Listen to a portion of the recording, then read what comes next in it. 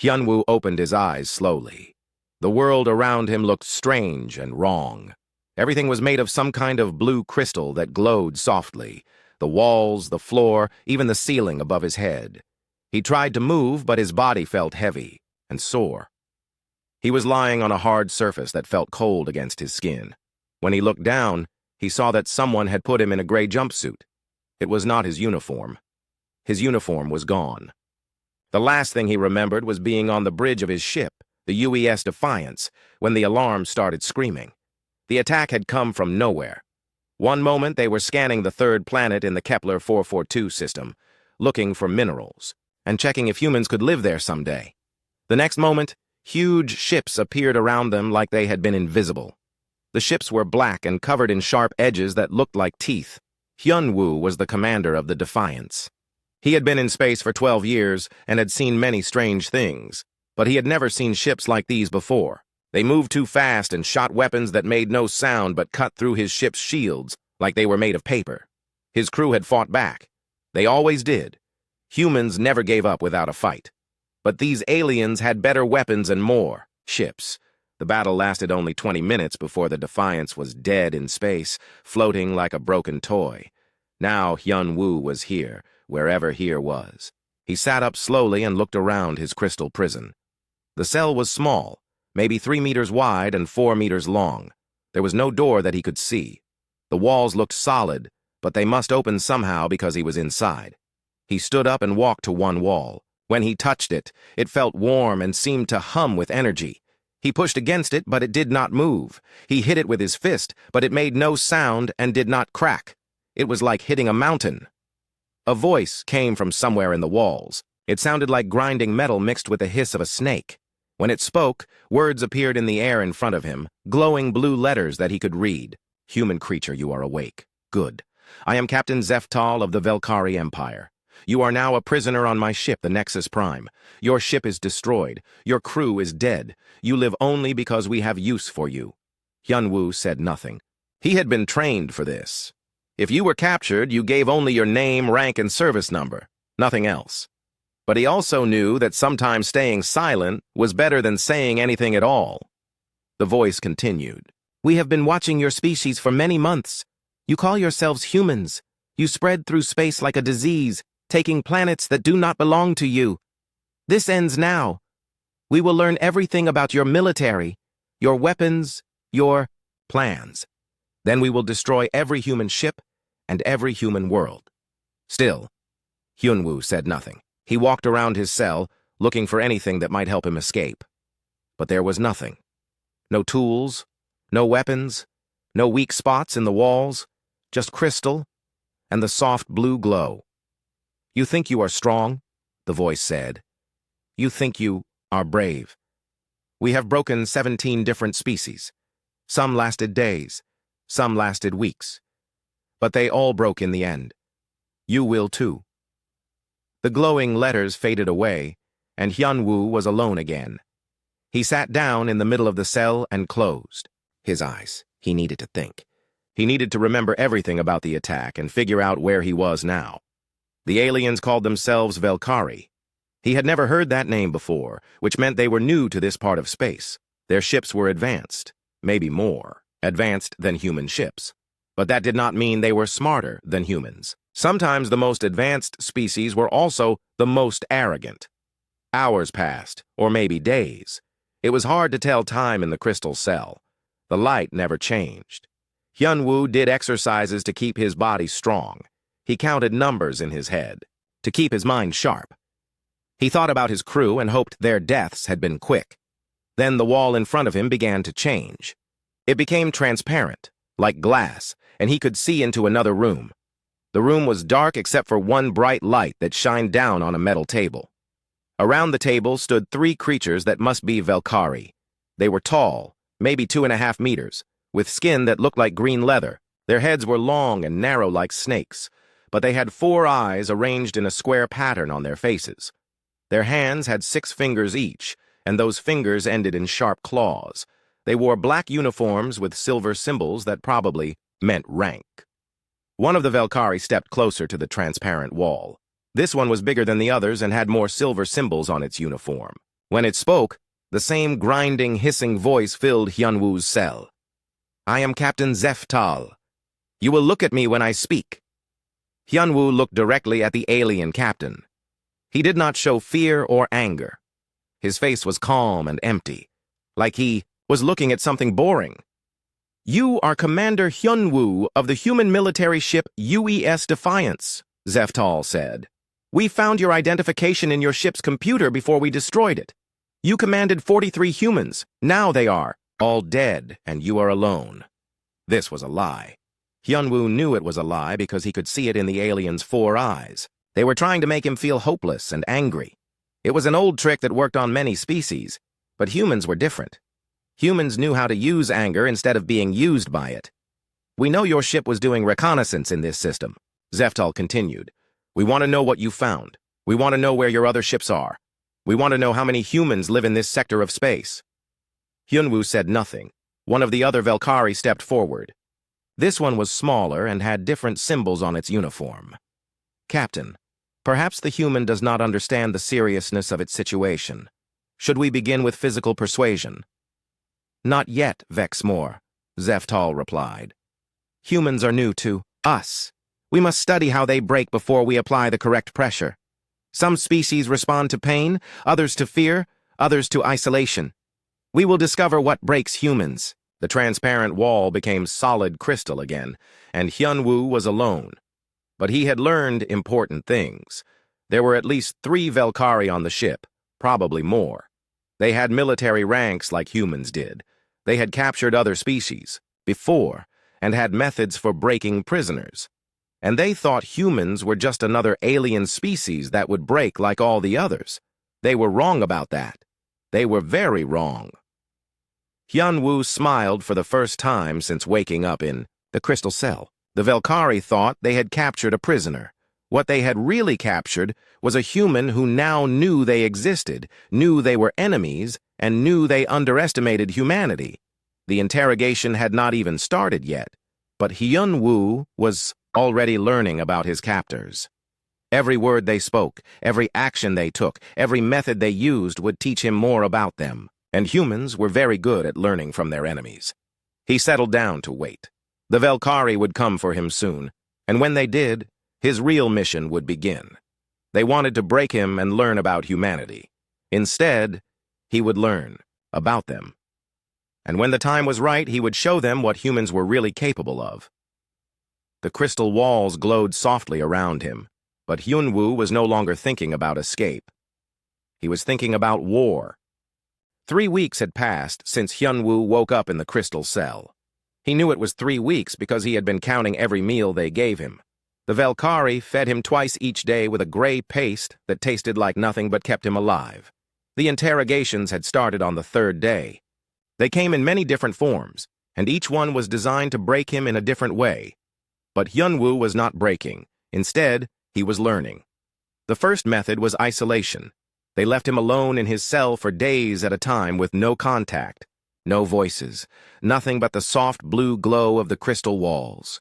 Many species went crazy from loneliness, but humans had lived alone in caves and on empty planets. Silence did not scare them. The second method was noise. They filled his cell with sounds so loud that his ears hurt. Screaming, grinding metal, explosions that went on for hours. Other species could not think when their senses were attacked. But humans had lived through wars and disasters. They knew how to find quiet inside their own minds. The third method was temperature. They made his cell so hot that sweat poured down his body, then so cold that he shivered and his breath came out in white clouds. Species from stable planets could not handle extreme temperatures, but humans came from a world with deserts and ice caps. Their bodies knew how to adapt. Each time the Velkari tried something new, Hyunwoo watched and learned. He saw how their technology worked. He heard how they talked to each other. He noticed which ones were in charge and which ones just followed orders. The alien called Vexmore seemed to be in charge of breaking prisoners. He was smaller than Captain Zeftal, but his uniform had different symbols that probably meant he was an expert at interrogation. Vexmore had 4 scars across his green face that looked like claw marks. Maybe he had gotten them from prisoners who fought back. Today was different. Instead of trying to break Hyunwoo's body or mind, they brought him to a new room. Two Velkari guards came into his cell through a door that opened in the wall like water flowing apart. They put metal restraints on his hands and feet that were connected by a short chain. The guards were bigger than Vexmore, but smaller than Captain Zeftal. They moved carefully around Hyunwoo like they were afraid he might attack them even with the restraints. That was interesting. Maybe other prisoners had fought back and hurt Velkari guards before. They led him through corridors that looked like the inside of a spaceship, but made from the same blue crystal as his cell. Everything glowed softly, and the walls curved in, ways that human ships never did. There were symbols on the walls that might be writing or maybe directions. Hyunwoo memorized everything he saw. The new room was larger than his cell and had no crystal walls. Instead, it was made of black metal, with bright lights that hurt his eyes. In the center was a chair that looked like it was designed for torture. It had straps and wires and things that Hyunwoo did not recognize, but that probably caused pain. Vexmore was waiting in the room with two other Velkari that Hyunwoo had not seen before. These ones wore white uniforms instead of black, and they carried devices that looked like medical tools. Maybe they were doctors, or maybe they just knew how to keep prisoners alive while they were being tortured. "Sit!" Vexmore commanded, pointing at the torture chair. Hyunwoo sat down without fighting. The guards strapped him into the chair and attached wires to his arms and head. The wires were connected to a machine that hummed with electricity. Whatever this machine did, it was probably going to hurt. "Human," Vexmore said, walking in a circle around the chair. "Your resistance to our methods has been noted. Most species begin to break after the first week. You have lasted 3 weeks and shown no signs of mental deterioration. This is interesting, but also frustrating." Hyunwoo said nothing. He looked straight ahead and kept his face empty of emotion. "We know from your ship's computer that humans have colonized 12 worlds in this sector," Vexmore continued. "We know that your military has 47 ships larger than the one you commanded. We know that your species reproduces quickly and spreads to new planets like a plague. What we do not know is how to stop you efficiently." The machine began to hum louder. Hyunwoo felt electricity running through the wires into his body. It was not painful yet, just a strange tingling feeling. "This device reads the electrical activity in your brain," Vexmore explained. "It can tell when you are lying, when you are afraid, when you are in pain. It can also increase any of those feelings until you cannot resist them anymore. No species has been able to lie to this machine." The electricity increased. Now it hurt, like needles being pushed into Hyunwoo's skin. But he had been hurt before. Human soldiers were trained to resist torture, and they practiced with pain that was sometimes worse than this. "Where is the human fleet?" Vexmore asked. Hyunwoo said nothing. The electricity increased again. This time it felt like fire running through his blood. His muscles tensed and his teeth clenched, but he did not scream. "How many humans live on each of your colonies?" Still nothing. Vexmore looked frustrated. He turned to one of the white-uniformed Velkari and spoke in their own language. Hyunwoo could not understand the words, but he could hear the anger in Vexmore's voice. The machine was not working the way it was supposed to. For the next hour, they increased the electricity until Hyunwoo's whole body was shaking with pain. They asked him questions about human military bases, about weapons, about plans for expansion. Each time he stayed silent, they made the pain worse. But something strange was happening. The pain was not breaking Hyunwoo. Instead, it was making him angry, and angry humans were dangerous humans. When the session finally ended, the guards took him back to his cell. But as they walked through the corridors, Hyunwoo was not thinking about the pain. He was thinking about what he had learned. The Velkari had captured other species before. They had methods that worked on aliens who had never experienced real hardship. But humans were different. Humans came from a world where everything tried to kill them. Weather, animals, diseases, other humans. They had survived ice ages and wars and disasters that would have destroyed softer species. Back in his cell, Hyunwoo lay down on the hard floor and closed his eyes. But he was not resting. He was planning. That night, he heard something that made him open his eyes. It was a sound like tapping, very quiet and careful. It seemed to come from the walls themselves, from inside the crystal. The tapping came in a pattern. 3 short taps, 3 long taps, 3 short taps again. It was Morse code, an old human communication method that most aliens would not recognize. SOSS. Someone else was alive on this ship, someone human. Hyun-woo tapped back against the wall with his knuckle.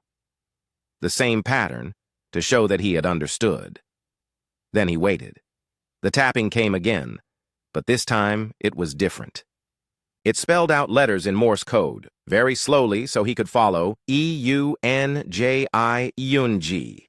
That was a Korean name, like his own, a woman's name. Hyun-woo remembered the crew roster of his ship.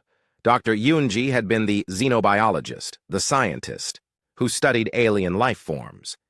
If she was alive, that meant at least one other person had survived the attack. He tapped back his own name, Hyunwoo.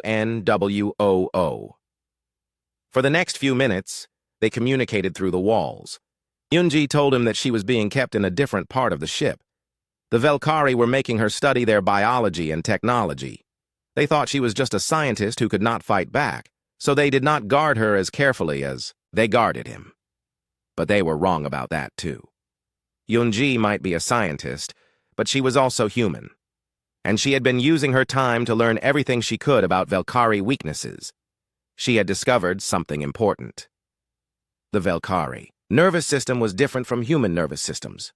They were more vulnerable to certain types of stress and fear. Their brains were organized in a way that made them follow orders without question, which made them good soldiers but also easy to confuse if you knew how to disrupt their command structure. Most important of all, she had figured out how to modify the ship's environmental systems. The Velkari needed a specific mixture of gases to breathe properly. If that mixture was changed just a little bit, they would not die, but they would become confused and paranoid. Hyun-woo smiled in the darkness of his cell.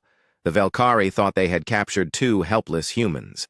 What they really had was a soldier who was learning their weaknesses and a scientist who was preparing to exploit those weaknesses. The interrogations would continue. The pain would get worse. But Hyun-woo was no longer just enduring torture. He was gathering intelligence for a counterattack. The Velkari had made a terrible mistake. They had given humans time to think, time to plan, and time to turn their own methods against them. Soon the hunters would become the hunted. The torture sessions had been getting worse every day. Vexmore was running out of patience, and his methods were becoming more desperate. Today, he had brought Hyun-woo to a new room that was completely white and filled with machines that hummed and beeped like mechanical insects. "Human," Vexmore said, his 4 eyes glowing with frustration. "You have now resisted 17 different interrogation protocols. This is unprecedented. No species in our records has survived past Protocol 12. Hyun-woo was strapped to a different kind of chair this time. This one had needles that went into his arms and a helmet that covered most of his head. Wires ran from the helmet to a machine that looked like it could reach inside his brain and pull out his thoughts. "This is our most advanced neural interface," Vexmore continued. "It does not just read your thoughts. It can change them. It can make you believe that pain is pleasure, that lies are truth, that your worst enemies are your closest friends. It has never failed to break a prisoner's will." 2 Velkari in white uniforms worked around the machine, checking readings and adjusting controls. They moved with the confidence of experts who had done this many times before. But Hyun-woo could see something in their movements that they probably did not notice themselves. They were nervous. The machine started up with a sound like electricity being born. Hyun-woo felt something cold and sharp push into his mind, like icy fingers trying to grab his thoughts. The sensation was unlike anything he had ever experienced. It was not pain in his body, but pain in the place where his memories and feelings lived. "Tell me about human military installations," Vexmore commanded. The machine pushed harder into Hyun-woo's mind. He could feel it trying to make him want to answer the question. It was like having someone else's emotions forced into his head. But humans had something that other species apparently did not have. They had stubborn pride that ran deeper than logic or self-preservation. Instead of fighting the machine directly, Hyun-woo did something unexpected. He started thinking about the question Vexmore had asked, but not in the way the interrogator wanted. He thought about human military bases, but he imagined them as they might be, not as they really were. In his mind, he created a false memory of a massive human fleet gathering at a planet called New Terra. He imagined hundreds of ships, thousands of soldiers, weapons that could destroy entire star systems. He made the fantasy feel as real as possible, filling it with details and emotions until even he almost believed it. The machine picked up these thoughts and sent them to displays that the Velkhari could read. Vexmore leaned forward eagerly as false information about human military strength filled his screens. "Excellent," Vexmore said. "The neural interface is working. Now, tell me the location of this New Terra." Hyun Woo continued his mental deception. He imagined coordinates that would send the Velkhari fleet to an empty part of space, far from any real human colonies. He pictured the planet in detail, making up geography and cities and defenses that existed only in his imagination. But while part of his mind was creating lies for the machine to read, another part was studying the technology that was invading his thoughts. He could feel how the neural interface worked, how it connected to his brain, how it tried to control his emotions and memories, and he realized something that the Velkhari did not understand. The machine was not just reading his mind, it was also showing him their minds. The connection worked both ways, and humans were naturally better at exploiting connections than other species were. Through the neural link, Hyun-woo could sense the thoughts and feelings of the Velkhari operating the machine. Vexmore was excited about finally breaking the human prisoner, but underneath that excitement was worry. His superiors were not happy with how long the interrogation was taking. Other Velkhari were starting to question his competence. The white-uniformed technicians were even more worried. They had never seen a prisoner's mind react to the neural interface the way Hyun-woo's was reacting. Usually, alien minds became simple and obedient within minutes. But the human's mind seemed to be getting stronger and more complex, like the machine was feeding it energy instead of draining it. Hyun-woo continued feeding false information through the neural link while learning everything he could about Velkhari psychology. Their minds were organized very differently from human minds. Where humans had chaos and creativity and stubborn independence, Velkhari had order and hierarchy and automatic obedience to authority. This gave him an idea. A dangerous idea, but one that might work. Instead of just sending false information about human military strength, Hyun-woo began to send something else through the neural link. He projected thoughts of rebellion, of questioning orders, of imagining what it would be like to disobey superior officers. These were thoughts that came naturally to humans, but were almost impossible for Velkhari to think on their own. Their brains were not built for revolution. But the neural interface was forcing them to experience human thoughts, and human thoughts were like a virus in their ordered minds. The technician monitoring the neural interface suddenly stepped back from his controls. His 4 eyes were wide with an emotion that Hyun-woo recognized as confusion mixed with fear. "Something is wrong," the technician said to Vexmore. "The interface is showing feedback patterns I have never seen before. The human's neural activity is affecting our equipment." Vexmore looked at the displays, which were now showing chaotic patterns of thought and emotion. "Increase the interface power," he commanded. "Force the human mind into compliance." But increasing the power only made things worse. The connection between Hyun-woo's mind and the Velkhari technology became stronger, and more human thoughts began flowing into the aliens' heads. Thoughts of freedom, of rebellion, of refusing to follow orders just because someone said to follow them. The second technician began to shake. "Sir," he said, his voice uncertain, "I am experiencing unusual thoughts. I find myself questioning the wisdom of this interrogation. Perhaps we should consider treating the prisoner with more mercy?" Vexmore spun around to stare at his subordinate. In Velkhari society, questioning a superior's orders was almost unthinkable. "What did you say?" I do not know why I said that," the technician replied, looking as confused as he sounded. "The thoughts just appeared in my mind. They feel foreign but also logical." Hyun-woo realized that his plan was working better than he had hoped. The neural interface was not just reading his thoughts. It was broadcasting them to every Velkhari connected to the ship's neural network, and human thoughts of independence and rebellion were spreading through the crew like a disease. Through his connection to the network, he could sense confusion and unrest growing throughout the ship. Velkari, who had never questioned an order in their lives, were suddenly wondering why they followed orders at all. Soldiers who had always been proud to serve the Empire were beginning to ask what the Empire had ever done for them. Vexmore finally realized what was happening. "Shut down the neural interface," he screamed at his technicians. "Shut it down now!" But when the technicians tried to follow his orders, they found themselves hesitating. The human thoughts in their heads were telling them to think for themselves, to question whether shutting down the machine was really the right thing to do. I cannot," one of them said. "My hands will not obey." "Sir, what if the human is right? What if we are the ones who are wrong?" Vexmore pulled out a weapon that looked like a metal rod with electricity crackling at one end. "Obey my orders, or face punishment." But the threat that should have terrified his subordinates only made them think more human thoughts. Thoughts about how wrong it was for leaders to rule through fear. Thoughts about how soldiers deserved better treatment. Thoughts about resistance. "No," the technician said, and that single word carried more power than any weapon. It was the first time in his life that he had refused a direct order from a superior. Chaos erupted in the interrogation room. Vexmore tried to use his weapon on the disobedient technician, but the other technician grabbed his arm to stop him. The two Velkari began fighting each other while Hyunwoo remained strapped to the neural interface chair, still broadcasting human thoughts of rebellion throughout the ship. Through the neural network, he could sense that the chaos was spreading to other parts of the ship. Velkari crew members were refusing orders, questioning their officers, demanding explanations for actions they had always taken for granted. The rigid hierarchy that held their society together was collapsing as human ideas of freedom infected their minds.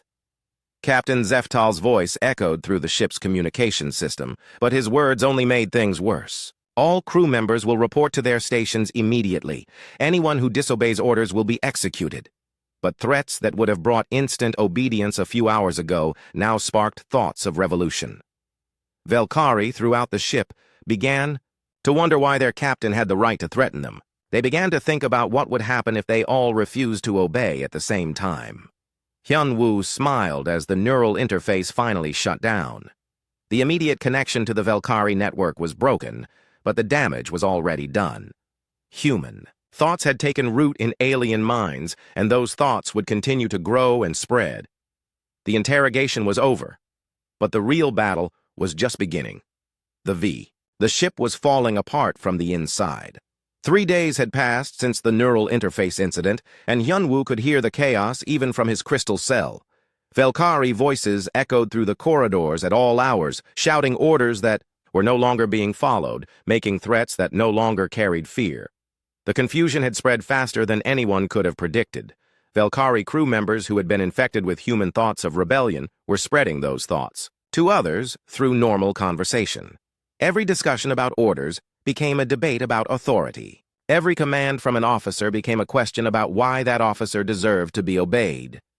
But Hyunwoo was not content to simply wait and watch their society collapse. He had been planning his escape, and tonight was the night to act. For weeks, he had been studying the patterns of the guards who brought him food. There were usually 2 of them, and they always came at the same times each day. But now, with the crew in rebellion, the guard schedules had become irregular. Sometimes one guard came alone. Sometimes they forgot to come at all. Tonight, only one guard arrived with his evening meal. The Velkari looked nervous and kept glancing over his shoulder as if he expected to be attacked by his own shipmates. When he opened the door in the crystal wall, Hyunwoo could see that his hands were shaking. "Your food, human," the guard said, but his voice lacked the authority it used to have. The human thoughts infecting the ship had made him question whether he should be bringing food to prisoners at all. Maybe prisoners deserved better treatment. Maybe they deserved freedom. Hyunwoo stood up slowly and walked toward the guard. "Thank you," he said, speaking for the first time in weeks. The guard stepped back in surprise. Prisoners were not supposed to thank their captors. They were supposed to be broken and silent and obedient. But this human seemed calm and confident, like he was the one in control. "You do not have to do this job," Hyunwoo said quietly. You could choose to do something else. You could choose to be free. These words hit the guard like a physical blow. They were the same thoughts that had been growing in his mind for days, but hearing them spoken aloud by the human made them seem more real and more powerful. I have orders, the guard said weakly. Orders from who? Hyunwoo asked. From Captain Zeftal? What gives him the right to order you around? What makes him better than you? The guard's 4 eyes went wide. These were exactly the questions he had been asking himself, but had been afraid to say out loud. In Velkari society, questioning the authority of superiors was forbidden, but the human thoughts in his head were telling him that questioning authority was not just allowed, but necessary. I do not know, the guard admitted. I have never thought about it before. Then maybe it is time to start thinking, Hyunwoo said.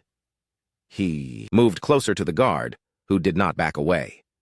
Maybe it is time to stop following orders and start making your own choices. The guard looked down at the weapon on his belt, then back at Hyunwoo. For a moment, the human thought the alien might shoot him, but instead, the guard did something that would have been impossible just a few days ago. He dropped his weapon and walked away, leaving the cell door open.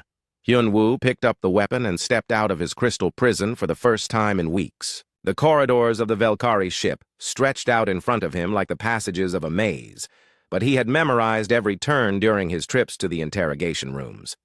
The ship was quieter than it should have been. Most of the crew were either hiding in their quarters or gathered in groups, arguing about whether they should continue following orders. The normal sounds of a functioning military vessel had been replaced by the chaos of a society learning to think for itself. Hyunwoo moved through the corridors like a ghost, avoiding the few Velkari he encountered. His first goal was to find Yoonji. They had been communicating through the walls for weeks, and she had told him that she was being kept in the science section of the ship. He found the science section after 20 minutes of careful movement. It was different from the rest of the ship, with more advanced equipment and larger rooms filled with strange devices. Most importantly, it had fewer guards. The Velkari had thought a scientist was not dangerous enough to need heavy security. They were about to learn how wrong they were. Yoonji's cell was similar to his own, but larger, and filled with computer terminals and laboratory equipment. The Velkari had been forcing her to study their technology and biology, but she had been using that access to learn their weaknesses. When Hyunwoo opened her cell door, she looked up from a computer terminal with a smile that was both relieved and excited. I was wondering when you would come, she said. I have been preparing for this moment. What have you learned? Hyunwoo asked as she gathered equipment from around the room.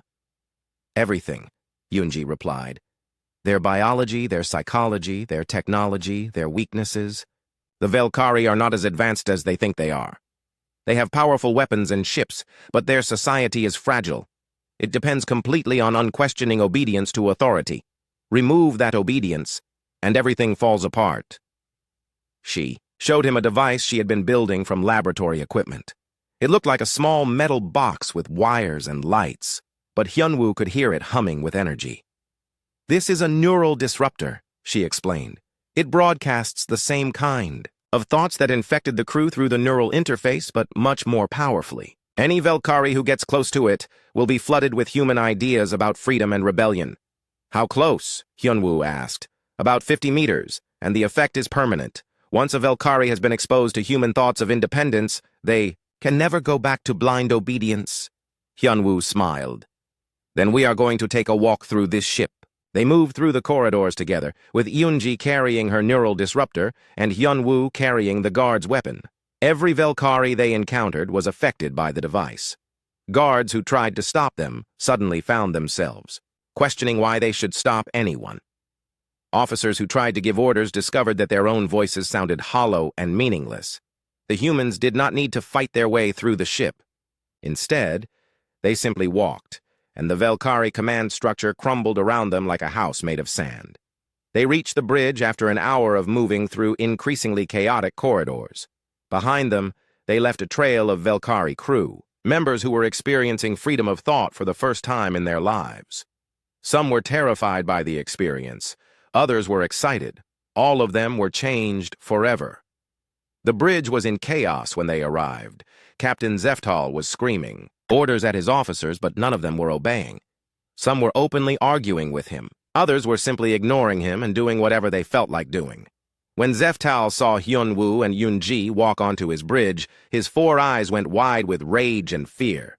"Impossible!" he roared. "Guards, stop them!" But the guards on the bridge had been exposed to Yoonji's neural disruptor. Instead of attacking the humans, they looked at their captain with new understanding. "Why should we stop them?" one guard asked. "What have they done wrong? They were prisoners, but maybe prisoners do not deserve to be prisoners." "Because I command it!" Zeftal screamed. "But why do you have the right to command anything?" "Another," guard replied. "You are just another Velkari like us. What makes you special?" Zeftal pulled out his own weapon and pointed it at Hyunwoo. "I will kill you myself, human." But before he could fire, his own officers surrounded him. They were not protecting the humans. They were simply refusing to let their captain commit murder without a good reason. And for the first time in their lives, they could not think of a good reason to obey him. "Captain," his first officer said, "perhaps we should consider negotiating with the humans instead of fighting them. They have shown us new ways of thinking. Maybe they can teach us more." Zeftal looked around his bridge in horror. His crew, his ship, his entire world was falling apart. The humans had not conquered them with superior weapons or numbers. They had conquered them with ideas. "You have destroyed us," he said to Hyunwoo. "No," Hyunwoo replied. "We have freed you. The question now is what you will do with that freedom." The hunt was over. The predators had become the prey, and the prey had become something the galaxy had never seen before: teachers of revolution, spreaders of the most dangerous idea in the universe. The idea that no one had to follow orders just because someone said they should. 2 weeks had passed since the bridge fell to human ideas, and the Nexus Prime was no longer a Velkari warship. It had become something entirely new, a ship where former prisoners gave orders and former captors willingly obeyed them. Hyunwoo stood in what used to be Captain Zeftal's command center, looking at reports from all over the ship. The transformation had been faster and more complete than he had ever imagined possible. Velkari crew members who had spent their entire lives following orders without question were now eagerly learning how to think for themselves. But thinking for themselves had led them to an unexpected conclusion. Humans were better at making decisions than they were. It started with small things. Velkari engineers who had been maintaining the ship's systems asked Yoonji for advice on improving efficiency. She suggested changes that worked so well that other departments began asking for human guidance on their own problems. Velkari security officers who had been guarding prisoners asked Hyunwoo how humans organize their military forces. His explanations of human leadership principles made so much sense that the entire security force restructured itself according to human methods. Within days, Velkari throughout the ship were coming to the humans for advice on everything from technical problems to personal relationships. They had discovered that humans did not just think differently than Velkari, they thought better. "It is remarkable," said Kexmore, the Velkari who had once been the chief interrogator Vexmore. The neural disruptor had changed him more than most others, turning him from a torturer into something like a philosopher. "We spent our entire history believing that hierarchy and obedience made us strong, but your way of thinking makes us stronger." Hyunwoo nodded but did not smile. He was pleased that the Velkari were learning, but he had not forgotten that these same aliens had tortured him for weeks and killed his crew. Forgiveness would come slowly, if it came at all. "Strength through diversity of thought," he said. "That is how humans have always survived. We do not all think the same way, so we can solve problems that others cannot solve." Yoonji entered the command center carrying a data pad filled with reports.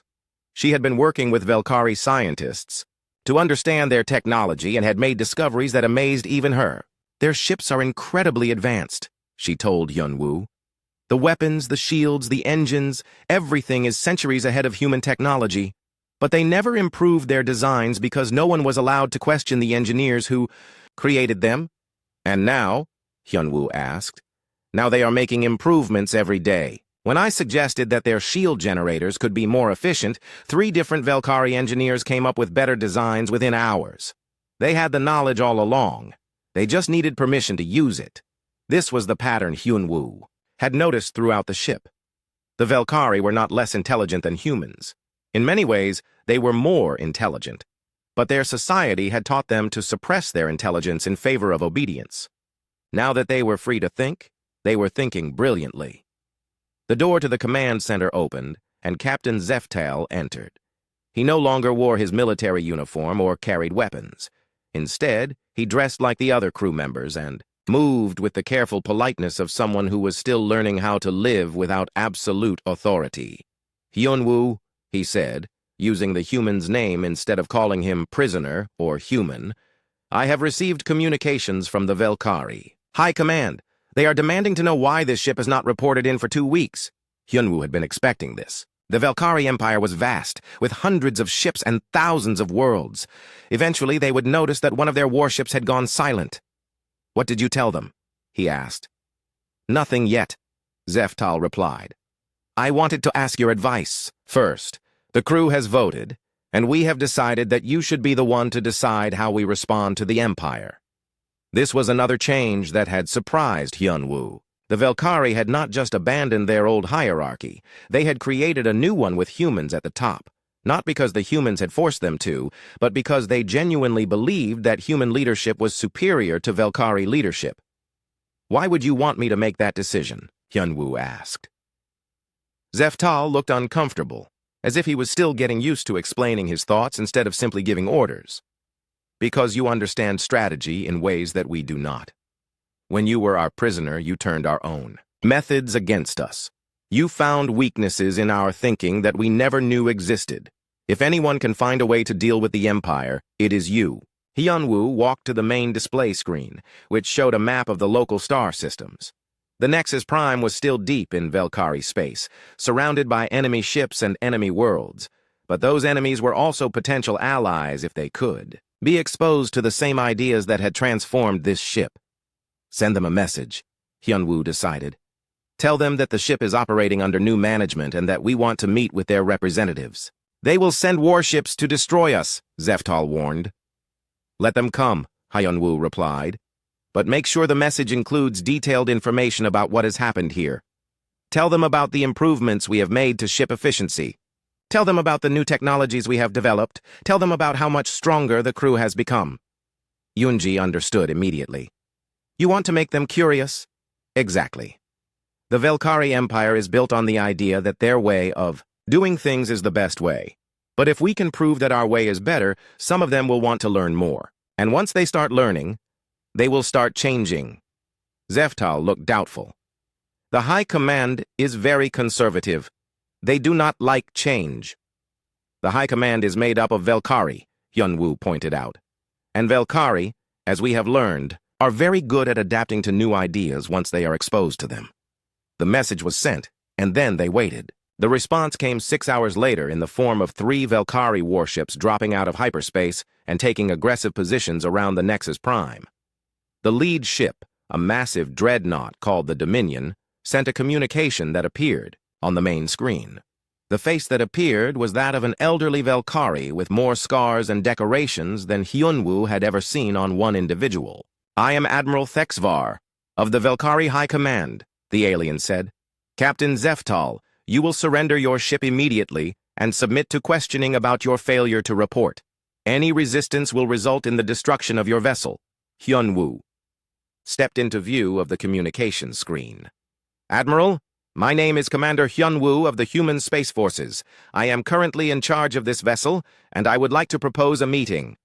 The Admiral's 4 eyes went wide with surprise and rage. Impossible! You are supposed to be a prisoner! I was a prisoner, Hyun-woo agreed. But circumstances have changed. Your crew here has learned some very interesting things about the benefits of human leadership methods. I think you would find their discoveries fascinating. You will surrender. Immediately, or I will destroy your ship. Admiral, Zeftal said, stepping up beside Hyun-woo, I recommend that you listen to Commander Hyun-woo. In 2 weeks under human leadership, this ship has become more efficient than it ever was under my command. Our weapons are more powerful, our shields are stronger, and our crew is more capable. Perhaps the Empire could benefit from learning human methods. Admiral Thexvar stared at the screen in shock.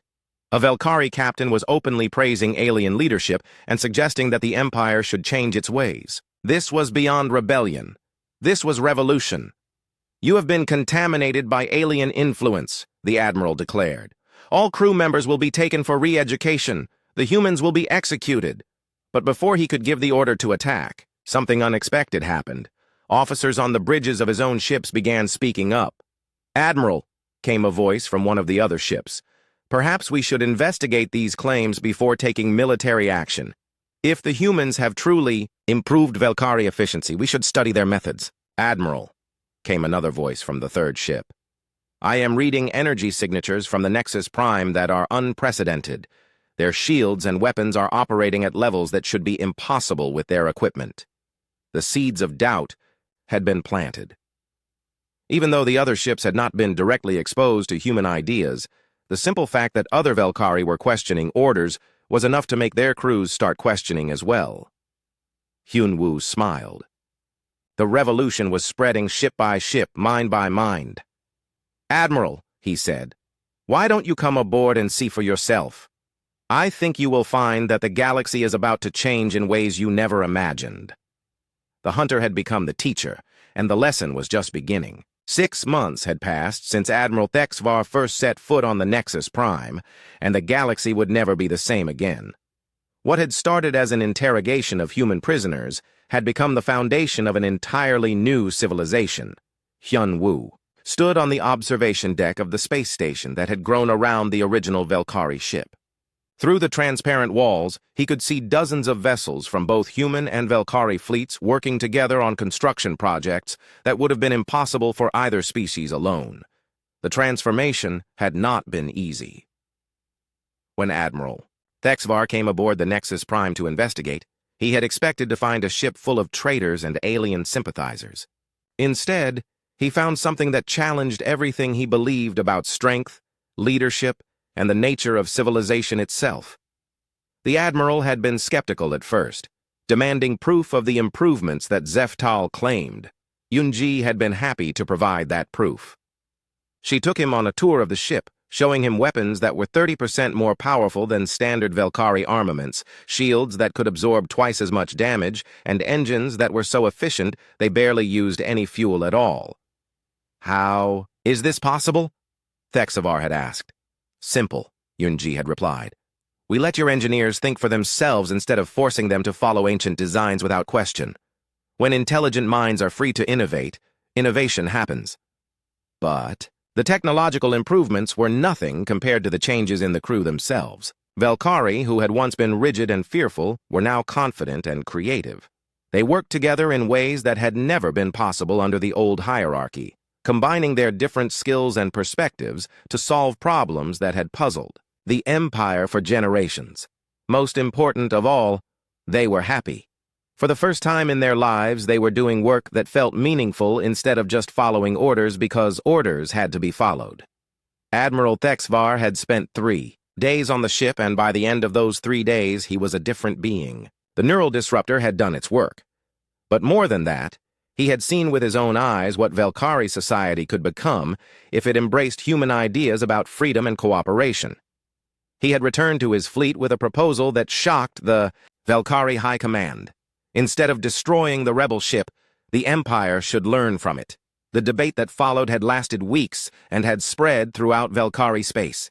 Some admirals and politicians wanted to crush the rebellion before it could spread further. Others were curious about the technological improvements and wanted to study them. Still, others had begun to question whether the Empire's rigid hierarchy was really the best way to organize society. In the end, curiosity had won. A delegation of scientists and engineers had come to study the modified ship, and they had been amazed by what they found. More importantly, they had been infected by the same ideas that had transformed the original crew. Within a month, 12 Velkari ships had requested permission to operate under human leadership methods. Within 3 months, entire Velkari colonies were experimenting with democratic decision-making and individual freedom. The Empire had tried to stop the spread of revolutionary ideas, but it was too late. Once Velkari learned that they could think for themselves, they could not be forced to stop thinking. Now, Hyun-woo watched as the latest group of human ships arrived at the station. Admiral So-min, who had spent months searching for her missing commander, had finally found him. But instead of rescuing him from an alien prison, she had discovered that he had become the center of the most important diplomatic revolution in galactic history. "Commander," Admiral So-min said as she joined him on the observation deck, "when we lost contact with your ship, we assumed you were dead. We never imagined we would find you running a joint human-Valkyrie space station." Hyun-woo smiled. "I never imagined it either, but sometimes the best outcomes come from the worst situations." Through the transparent walls, they could see Valkyrie and human engineers working side by side on a new type of starship that combined the best elements of both technologies. The ship would be faster than any human vessel and more efficient than any Valkyrie vessel. But more than that, it would be crewed by beings who had learned to think beyond the limitations of their own cultures. "The Valkyrie High Command has agreed to a formal alliance," Admiral So-min said. "They want to learn human leadership methods in exchange for sharing their advanced technology. Both species will benefit. Both species will be transformed," Hyun-woo corrected. "Humans will learn that technology is not just about building better machines. It is about building better societies. And Valkyrie will learn that strength does not come from obedience, but from the courage to think independently." In the distance, they could see Captain Zeftal working with a team of human and Valkyrie diplomats to establish the rules for their new alliance. The alien who had once tried to break a human prisoner was now one of humanity's strongest advocates in Valkyrie space. "What about him?" Admiral So-min asked, nodding toward Zeftal. "Can he be trusted?" "He can be trusted to do what he believes is right," Hyun-woo replied. "And what he believes is right has changed completely. That is what happens when minds are freed from the chains of unquestioning obedience." Dr. Yoon-ji approached them, carrying a datapad filled with reports from across Valkyrie space. Her work had expanded far beyond biology to include sociology, psychology, and political science. She had become an expert on the process of social transformation. The latest reports show that 47 Valkyrie colonies have now adopted some form of democratic government, she told them. Productivity is up an average of 60%, and social unrest has virtually disappeared. When people are free to make their own choices, they choose to work together instead of fighting each other. Admiral So-min shook her head in amazement. 6 months ago, the Valkyrie were enemies who tortured our people. Now they are allies asking us to teach them about freedom. How is such a change possible? "Because freedom is not a human concept," Hyun-woo said. "It is a universal concept that humans just happen to understand better than most species. Once other beings experience real freedom, they want to keep it and share it." They were interrupted by an announcement over the station's communication system. A new fleet had arrived, but these ships were not human or Valkyrie. They belonged to the Zephyrin Confederacy, a coalition of species that had been watching the human-Valkyrie alliance with growing interest. "Commander Hyun-woo," came a voice over the communication system. "This is Ambassador Keltara of the Zephyrin Confederacy. We have heard remarkable things about your educational methods. We would like to discuss the possibility of learning from your example." Hyun-woo looked at Admiral So-min and Dr. Yoon-ji. Both were smiling, but their smiles were mixed with concern. The transformation of Valkyrie society had been challenging enough. The idea of spreading human concepts of freedom to multiple alien species was both exciting and terrifying. "What do you think?" Admiral So-min asked. "I think," Hyun-woo said slowly, "that we are about to find out whether human ideas about freedom and cooperation can work on a galactic scale." He walked to the communication station and opened a channel to the Zephyrin ships. "Ambassador Keltara, this is Commander Hyun-woo. You are welcome to visit our station and learn about our methods. But I should warn you, once you are exposed to ideas about individual freedom and democratic cooperation, your society will never be the same." "That," came the reply, "is exactly what we are hoping for." As more alien ships appeared on the long-range sensors, Hyun-woo realized that the interrogation cell where the Valkyrie had tried to break him was now a museum exhibit on the station. Visitors from dozens of species came to see the small crystal room where the galaxy had begun to change. The plaque next to the cell told the story simply. "Here, aliens tried to break a human prisoner. Instead, They broke the chains that had bound their own minds for generations. The hunter had become the hunted, the prisoner had become the teacher, and the galaxy had learned that the most powerful weapon in the universe was not technology or force, but the simple idea that thinking beings deserved the right to think for themselves. In the end, the greatest victory was not that humans had defeated the Valkyrie. It was that both species had defeated the idea that some beings were meant to rule while others were meant to obey. Freedom, it turned out, was not just a human birthright.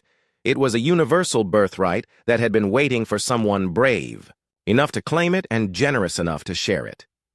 The revolution had begun with 2 prisoners in crystal cells, but it would not end until every thinking being in the galaxy had the chance to choose their own destiny.